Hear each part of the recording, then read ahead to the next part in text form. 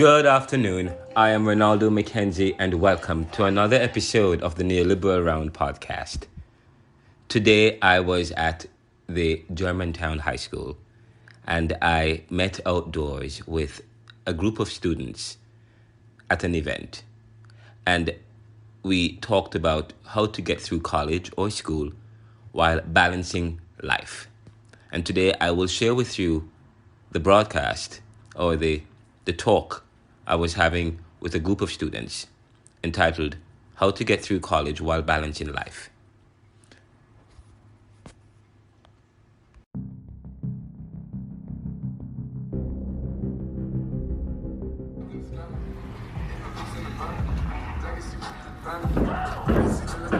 Good afternoon, everyone. I'm Ronaldo McKenzie here at Germantown, Philadelphia, at the high school, speaking with some young people here.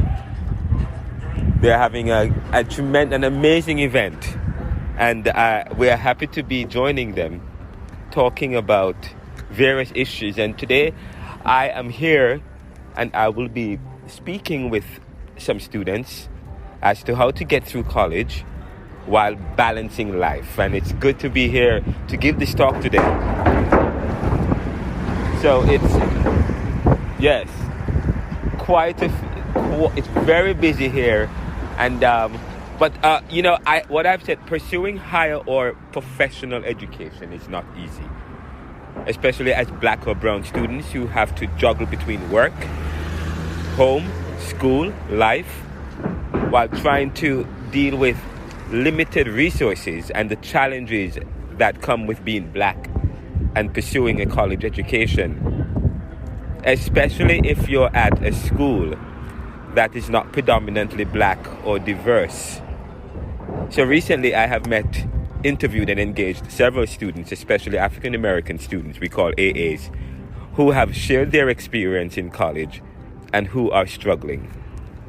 And of course, the recurring challenges for these students are based on interviews, social media posts and comments, studies and reports, and ethnographic methods. And I actually have four of these that I would like to share with you guys.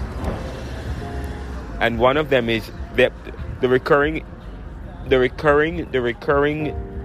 theme is this, that the course is the way the course is taught, or the experience culture shock. The way the course is taught, or the experience culture shock. The second thing that many have said is time management, an inability to manage and to juggle all of the new stimuli and the changes going on in their lives, and some of the issues, identity issues that they are still having to deal with, and trying to come up with ideas as to what their life will look like, and trying to also adjust to this new adulthood or situation or a new experience in their lives. So time management is paramount. And of course, the next thing that the next group of issues that people have raised as to why they're having some of these recurring challenges and problems. One, their work life, financial stress, and meeting academic deadlines, and difficulties adjusting to the institution's academic requirements. And of course, as you move to the next level, the requirements are a little bit more stringent, or it's a little bit more difficult. More pressure is placed on you. You have deadlines, and you have to do a number of readings, and then you have to complete the readings, and not only just complete the readings, they probably have some questions that you have to answer, and you have to do a reflection paper, or interaction paper, or journal. And for some, it's difficult to balance that, coupled with, of course, work life, financial stress, and so on and so forth. So they're trying to meet deadlines, not just academic deadlines, but they're also trying to meet work and life deadlines. And of course, for some, For some people, the fourth one I'm going to raise with you is limited or no family support. And I think that should be number probably 1 or 2. Many feel limited, or they don't have any family support. They feel lonely.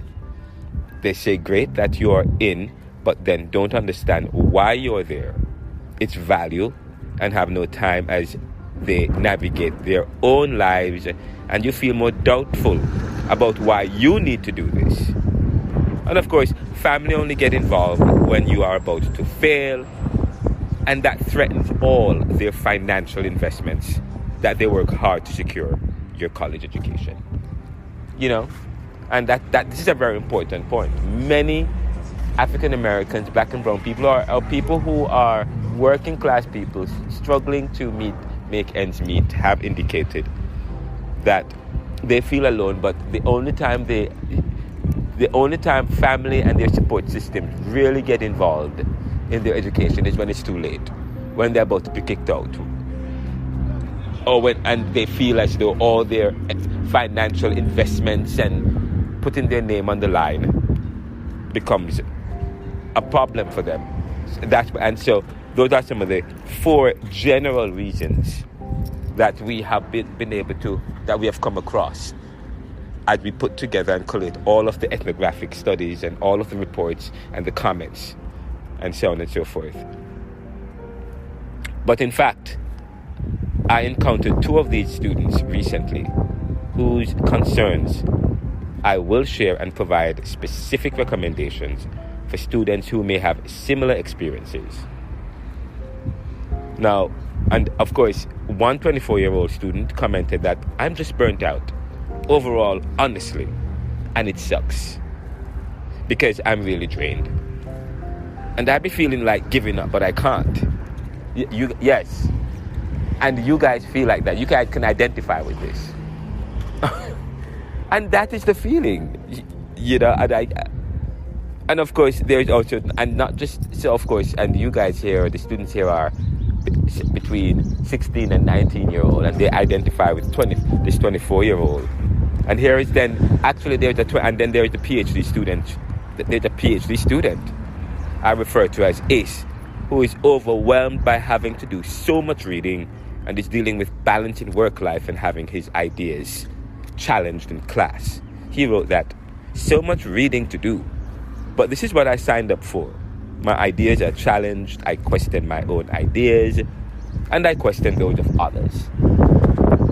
Many of these students have quit, had to withdraw, and are opted to study elsewhere or another discipline altogether.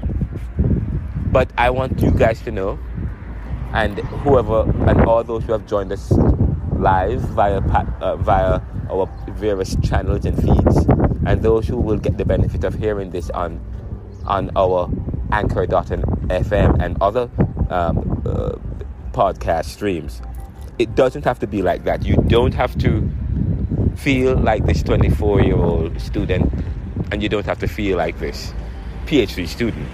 It doesn't matter whether you are 16, 17, 18, 19, whether you are doing a vocational program such as nursing and fresh, or transitioning from high school to college, or you're a sophomore to high school to senior high. These are some recurring themes, or if you're a graduate student. But it doesn't have to be like that. There is support and ways we can be less overwhelmed. And I have developed some tips that you may find useful, which I have shared in an article on RenaldoCMcKenzie.com in our neoliberal post commentary and journals. I wrote that it doesn't have to be like that. There is support and ways we can be less overwhelmed. And I've developed some tips which you guys may find useful here, which I've shared before. But I will share 2 of these stories and provide a step-by-step list of ways we can minimize or overcome these challenges that I have found useful as a researcher, social scientist, academic, author, doctoral candidate with years of advanced education and teaching seniors and college students, entrepreneur, and someone who has experienced the same struggles that some of these and you guys have experienced in your life, but is having some success. I will break them up into two stories here, guys. The first is a young man who probably some of you here can relate to. I refer to as Z, who is experiencing burnt out and having difficulties grasping some concept in his math class. And then I will provide specific recommendations. So the first person here is Z. And on March 10, he said, he wrote, and we had a discussion about this. He said, and he shared this with me, and he also shared this on one of his social media feeds. Said, work 6 days a week, take care of his sisters, children who died from COVID and nursing school. And my condolences to his sister. We talked about that. He said, this isn't working. Was working only 24, started at 19, lost interest, but getting back into it. He goes on to say, bro, I swear this math lecture I just got out of blew my mind. Something crazy. Like, I'm so burnt out. The way she be explaining stuff be throwing me off. And I see some of you smiling, and you guys can relate to this kind of talk. And he goes on to say, I understand it from tutoring last weekend from the other teachers. The instructor just be doing extra steps that don't need to be done. And I'm just like, WTF. It's so crazy because I have an A, a 93. And today I just was like, bro. And of course, so he's tearing his head out. So of course, one of the most important thing I want to respond to, he says, I'm just burnt out overall, honestly. And it sucks because I'm really drained and I be feeling like giving up, but I can't. And some of you guys can identify with that. Yes, how many of you guys can identify with that? Almost all of you. I see the hands, yes. And so my reply and recommendations, I said, Subzi, you have done well to express yourself, and the way you have suggested and the way you have suggested that you need help. My recommendation is 1, and of course you guys can jot this down, and of course you guys can hear the presentation, or you guys can visit my neoliberal post to review. So you may not need to write it. But I said to him, 1. My recommendation is 1, and I have 6 of these recommendations. 1, you find a student or peer who you can draw on. You find a student or peer you can draw on. Many schools have peer groups and so on. That's very important in schools. Schools have to provide that kind of support system. I know the issue of funding is a big issue in schools today, but it doesn't have to be. But there are, you can create programs where key clubs and Kiwanis and student organizations and students can drive some of these programs and create peer groups and facilitate some of these peer group programs. But I suggest to him, you find a student or peer who you can draw on. That's very important. The second thing is, further, don't be afraid to speak to the professor about anything or teacher you find difficult to grasp. And I see some of you frowning, and we can probably have a discussion about that. Yes, some people don't. I know some teachers you may think are not inviting, but if you cannot get a help from your teacher, then go to another teacher or go to the dean or say, hey, I'm having a problem here and I don't think I can get help from this particular class or this particular teacher. But don't be afraid to speak to the teacher or the professor about anything you find difficult to grasp. That's their job, to make sure that you understand. And where you don't, explore ways to work with you so that you can get it. But the teacher's style of teaching seems to be a problem. Therefore, you may need to. And this way this brings us to the third recommendation. So I guess the first recommendation, again, let me repeat: you find a student or peer who you can draw on. The second recommendation is that you're not afraid to speak to the professor about anything you find difficult to grasp. That's their job, to make sure that you understand, and where you don't, explore ways to work with you so that you can get it. But the teacher's style of teaching seems to be a problem. Therefore, you may need to, thirdly, find someone whose style is better for you. It seems the tutoring is helping. And sometimes extra extra help or tutoring might help. That's why this is where tutoring comes in handy. But of course, some people, the economic levels and situations of certain people will find that an issue. But there are those, and that's where mentoring comes in. Mentoring or support groups, that you might have people in your community, within your church groups or so on, that you can rely on, or some external groups, a sports group, and so on and so forth.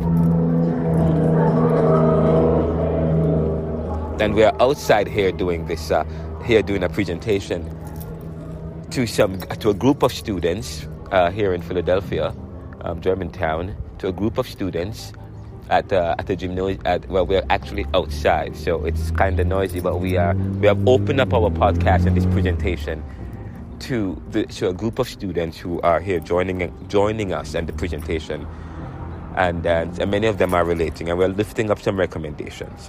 So we said that the third thing, that you find someone whose style is better for you.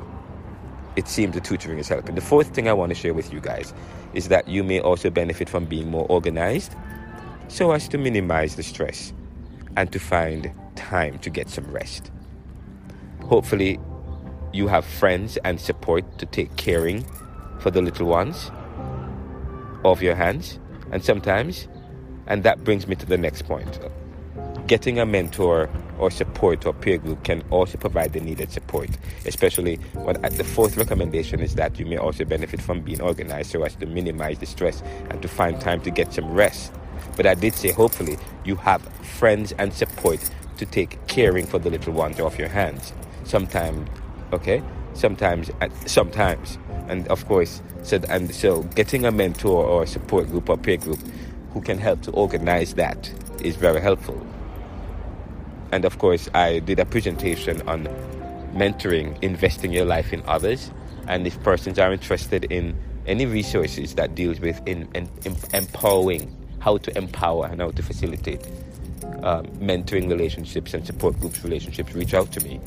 And I have resources available that I can share, or I could probably provide you with some advice. But the final thing I suggested to him was that concepts are easier to decipher or to break down or understand when you try to understand the rational basis behind it or behind them. Example, ask yourself, why does 2 + 2 = 4? And I see some of you writing this down, so I'll take my time. But this is available on, as I said, in the Mere Liberal post. Or what is the basis behind the thing that makes it the thing based on the logic? Try to figure out how and why a complex or problem equates out to be Y or Z by using reason based on principles and rules. What is the rule behind certain equation? Once you know why something clicks, then you can figure out how a problem is solved or resolved.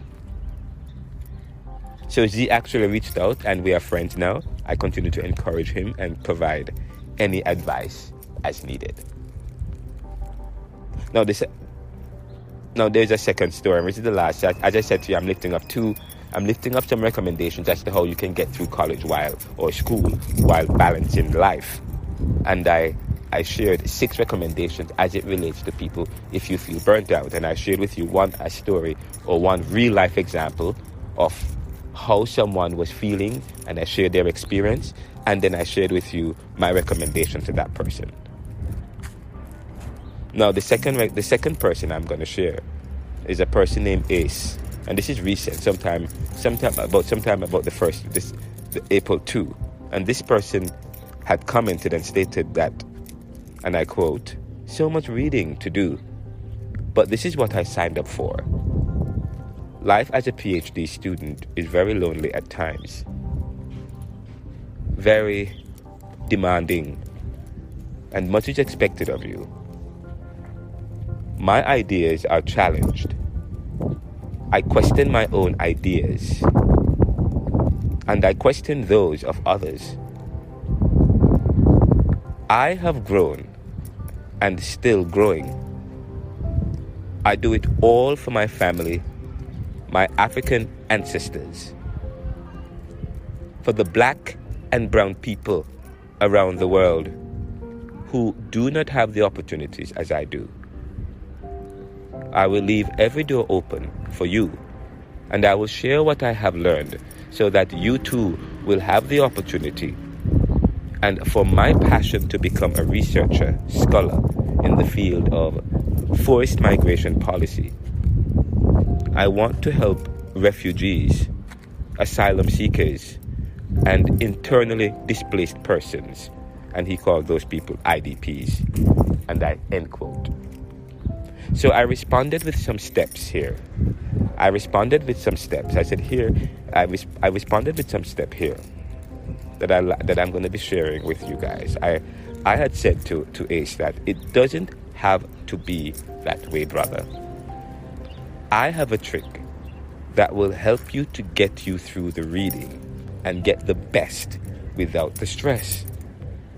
So I said one, or get the rest without the stress, I should have said. I said, but here are the recommendations that you guys may want to jot down now, but you may want to visit the Neoliberal Post and check out the article there. 1, don't read everything. 2, if you're reading for a class, get to know the objective of the course and the questions the class is seeking to answer. Then once you focus your mind on that, thirdly, jot down questions from that. Very important. When you read, always have a pen, okay? So you can jot down. The fourth thing is, then take up the material and read the title, preface, author's notes, or acknowledgement, because those contain the thesis statements, research methods, influence, principles, and or the rationale behind the study or topic or material, and make notes. And guys, I said, look out for questions he or she is seeking to answer and compare with what you are seeking to accomplish from the course and questions asked and see how they relate. Jot down his or her methods and rationale and any ideological principles or basis or influence, context or experience that speaks to his logic. The way he or she is arguing or developing his or her ideas in the book, and to get an idea as to his or her conclusions or how it is affected by these. This is very important, as you must place the material within the writer's contexts. Very important. The number 5, I said read the content, because the tables of content and the way it's written is the outline or of the argument the author is presenting. 6, read the introduction and make some notes in relation to the answers you're seeking. 7, do not read the chapters in full. Now that you have done 1 through to 6, you should have a gist or sense of the material and how it speaks to your study in the class. Just read the chapter headings and the beginning of each and the conclusions of each preceding chapter. 8, read the conclusion or closing chapter in full. 9, then you're done and you can go back and read the entire book later on if it's really good and may want to go back up to it. Remember to jot down notes, guys, that's relevant to your topic and anything new concepts that pop.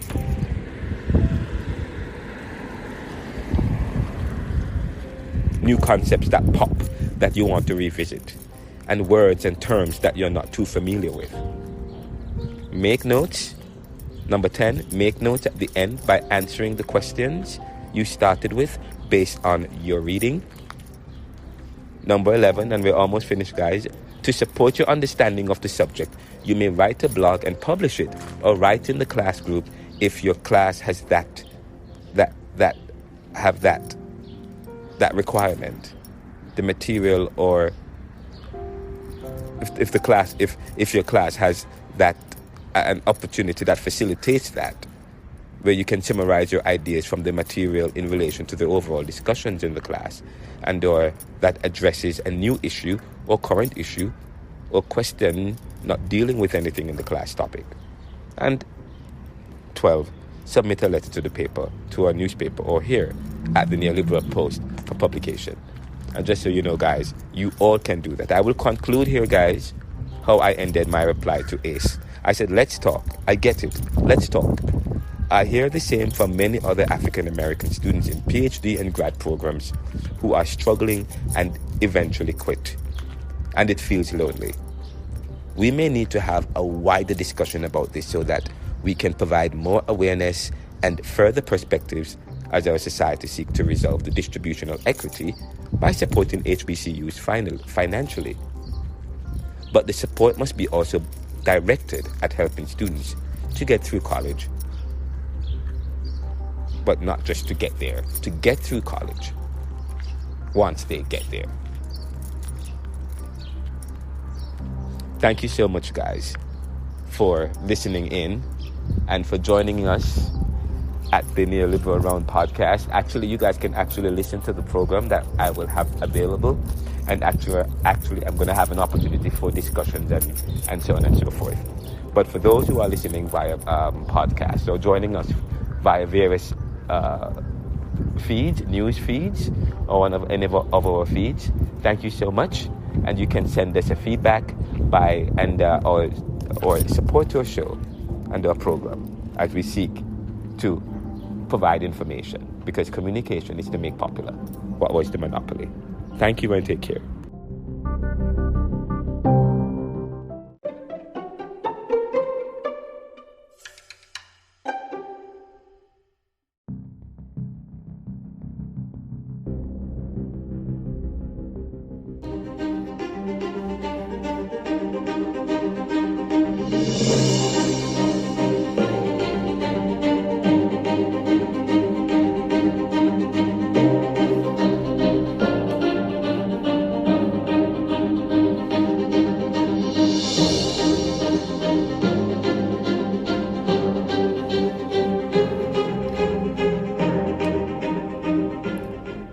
Welcome back to the Neoliberal Round podcast.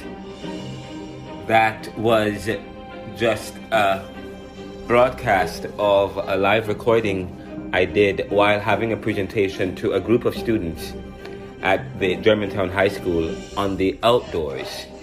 And we were discussing how to get through school or how to get through college while balancing life. And many of them are seeking to go to college. And of course, the recommendations, just to recap, for those of us who feel burnt out and have difficulty deciphering math. 1, I said you find a student or peer who you can draw on. 2, don't be afraid to speak to the professor about anything you find difficult to grasp. That's their job, to make sure that you understand. And where you don't, explore ways to work with you so that you can get it. But the teacher's style of teaching may be a problem for many, so therefore you may need to find someone whose style is better for you. And it seems the tutoring is helping, but there are those who have economic situations that prevent them from getting a particular kind of tutoring that requires them to pay out of pocket. So I am going to make a recommendation as it relates to number 5, but let's jump to number 4. Number 4 is you may also benefit from being more organized, so as to minimize the stress and to find time to get some rest. Hopefully you have friends and support to take caring for the little ones off your hands sometimes, and because there's some persons who also have to manage children. They might be taking care of a family member's child who have passed or who is unable to do so, and you also have that, or you might be taking care of children of your own. So, and of course, and I said that brings me to the next point, which answers point 3 and 4, for though if you want to get external tutoring to help to minimize or to navigate the difficulty of a particular teacher style in a class on a particular subject. The 5th recommendation is that getting a mentor or support group or peer group may also provide the needed support. And I said that if you need any kind of researches and materials about mentoring, how to develop mentoring programs, how to develop a peer group, and so on and so forth, I have resources. We have resources here at the Neoliberal Corporation that we can share. Just send us an email send us an email or reach out to us at the Neoliberal at RonaldoCMcKenzie.com or RonaldoCMcKenzie@gmail.com. And finally, I said easier concepts. Concepts are easier to understand or to decipher when you try to understand the rational basis behind it. Example, you may ask yourself, why does 2 + 2 = 4? Or what is the basis behind the thing that makes it the thing based on the logic? Try to figure out how and why a complex or problem equates out to be Y or Z by using reason based on principles and rules of logic. What is the rule behind certain equation? Once you know why something clicks, then you can figure out how a problem is solved or resolved. And as it relates to probably graduate students or people who might be struggling with getting through a mountain of reading, I said that I make some recommendations for you. And I listed several of these recommendations. 1, don't read everything. 2, if you're reading for a class, get to know the objective of the course and the questions the class is seeking to answer. Then once you focus your mind on that, jot down questions from that. 4th, take up the material and read the title, preface, author's notes, or acknowledgement, because those contain the thesis statements, research methods, influence, principles, and/or the rationale behind the study or topic or material, and make notes. Look out for questions he or she is seeking to answer and compare with what you are trying to accomplish from the course and the questions asked to see how they relate. Jot down his methods and rationale and any ideological principles or basis or influence, context or experience that speaks to his or her topic, the author's topic or the professor's topic, the way he or she is arguing or developing his argument in the book, and to get an idea as to his or her conclusion or how it is affected by these. This is very important, as you must place the material within the writer's contexts. I went on to say, number 5, read the content, because the tables of content and the way it is written is the outline of the argument the author is presenting. 6, read the introduction and make some notes in relation to the answers you are seeking. 7, do not read the chapters in full. Now that you have done 1 through 6, you should have a gist or sense of the material and how it speaks to your study in the class. Just read the chapter's headings and the beginning of each and the conclusion of each preceding chapter. 8, read the conclusion or closing chapter in full.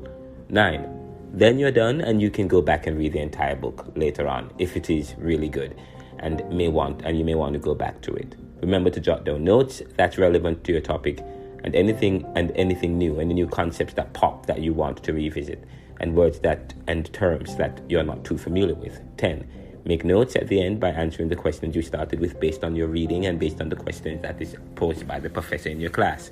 And number 11, to support your understanding of the subject, you may write a blog and publish it, or write the class group in a class group platform. If the classroom has some kind of platform where you can write and share, and that's very important, and you can summarize your ideas from the material in relation to the overall discussion in the class, or you can start a new discussion group from ideas that pop from your head, or that addresses a new issue or current issue or question not dealing with anything in the class topic. And 12, submit a letter to the paper, to a newspaper, or here at the Neoliberal Post for publication. So, and then I did conclude by saying that we may need to have a wider discussion about this so that we can provide more awareness and further perspectives as our society seek to resolve the distribution of equity by supporting HBCUs financially.